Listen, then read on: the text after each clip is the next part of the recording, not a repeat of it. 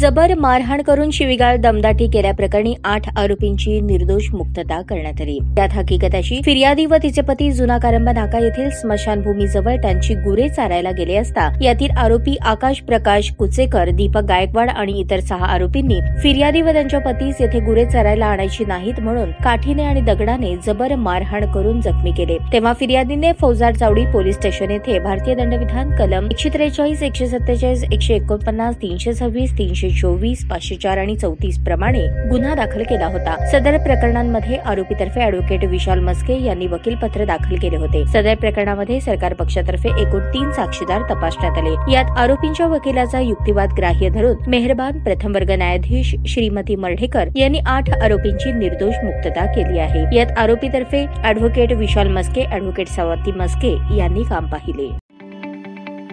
ताज्या बातम्या पाहण्यासाठी प्राईम महाराष्ट्र न्यूज चॅनलला सबस्क्राईब करा।